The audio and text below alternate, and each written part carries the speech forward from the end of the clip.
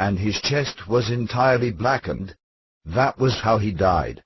He was a skinny guy, only about 120 pounds, although he was 6 feet tall.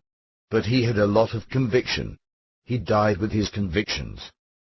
One Khalistani militant drew directly on Sikh history, which minimizes individual bodily pain in favor of what the victory over that pain can accomplish, as he suffered excruciating tortures at the hands of Punjab police.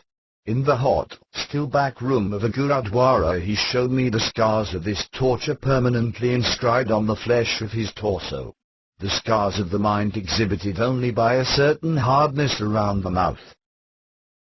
In our daily prayers we remember all our Sikh martyrs during the Mughal period, those who went through terrible hardships. They were cut to pieces, made to survive on a small loaf of bread, and they withstood all those tortures. I used to think, what type of people were they?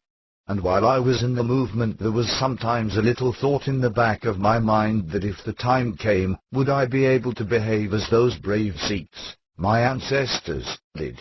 But finally when I went through it, it was not me but those other Sikhs who were sustaining that. It seemed they were taking the pain with me.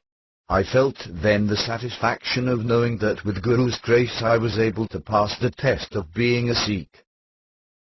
This is required of a Sikh, that a Sikh should withstand everything. What is of the body is anyway just elements, and with death everything goes back. But the spirit is something immortal, and if this spirit is filled with the love of Guru, then that gives all the courage and strength. Me and my friends, we used to sit together and laugh a lot at how the Guru has made us mortals to be in the spirit of those immortal saints and martyrs, and how we lived up to this and passed the test of our generation courageously. Just what being a Sant soldier means is expressed in the following 2 comments about Khalistanis. I can tell you this not only about myself and my companions, but about all the militants I know. We are very devout people.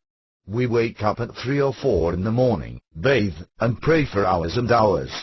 We pray before we go on a mission, that the mission should be successful. When we come back and it has been accomplished, we thank the Guru for that. Our only mission in life is to uphold the value of Dharma, righteousness. People who are fighting for that, upholding the loftiest ideals, how can they do wrong? When they go off to a mission they are not excited or nervous at all. They are totally at peace. They say their prayers, standing before Guru Granth Sahib and asking strength for what they want to do. The way they take out their weapons and ready their weapons, it is close to worship. Then when they come back the first thing they do is lie prostrate before Guru Granth Sahib. They thank Guru if the action was successful.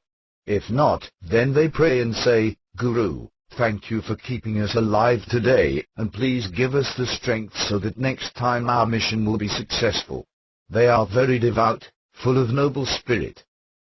The continuing claim of Indian government sources that the militants were extremists without a popular basis was consistently belied by the ability of militants to hide underground for long periods of time.